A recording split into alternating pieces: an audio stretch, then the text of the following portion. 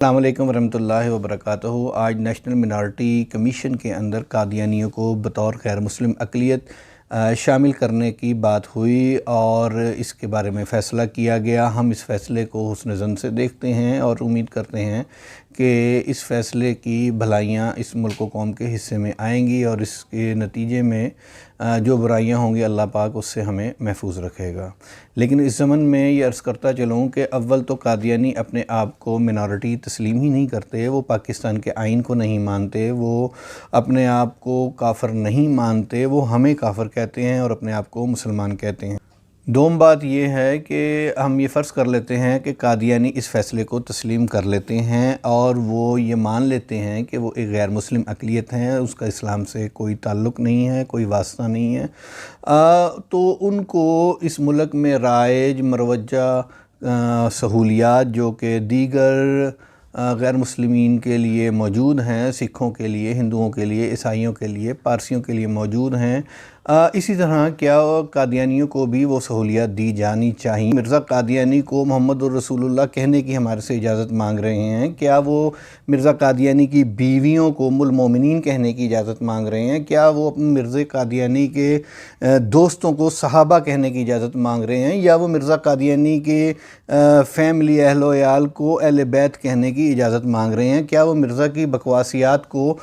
قرآن و حدیث کہنے کی اجازت مانگ رہے ہیں۔ تو یہ ساری چیزوں کو دیکھنا پڑے گا، کیونکہ تعزیرات پاکستان 298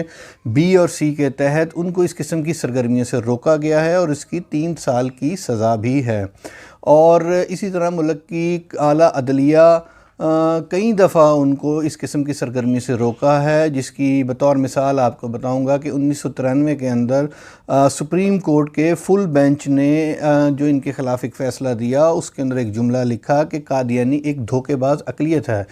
یہ میرا جملہ نہیں ہے، یہ اعلیٰ عدلیہ کا جملہ ہے۔ اعلیٰ عدلیہ نے ان کو ان کی مذموم سرگرمیوں سے روکا ہے۔ تمام سٹیک ہولڈرز کو، تمام ختم نبوت کی جماعتوں کو،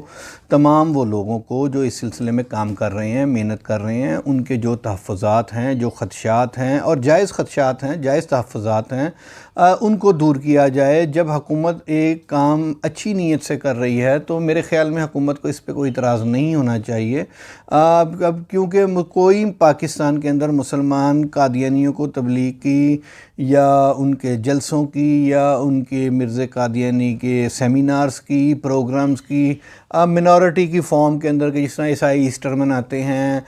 ہندو دیوالی مناتے ہیں، اسی طرح قادیانیوں کو بھی اجازت دی جائے کہ وہ بھی اپنے یہ کیے جائیں۔ اس قسم کی اجازت نہ پاکستان کا آئین دے گا، نہ عدلیہ دے گی اور نہ عوام پاکستان دے گی۔ تو اس لیے جو بھی خدشات ہیں ان کو سامنے رکھا جائے، اس کو ڈسکس کیا جائے، تعزیرات کو ڈسکس کیا جائے، سپریم کورٹ کے فیصلوں کو ڈسکس کیا جائے، آئین پاکستان کو ڈسکس کیا جائے اور ان کی ایک حد بندی کی جائے جس کے اندر رہ کے یہ اپنی سرگرمیوں کو کر سکیں۔ امید کرتا ہوں کہ جو بات میں کرنا چاہ رہا تھا وہ بات میں سمجھانے میں کامیاب ہو گیا ہوں۔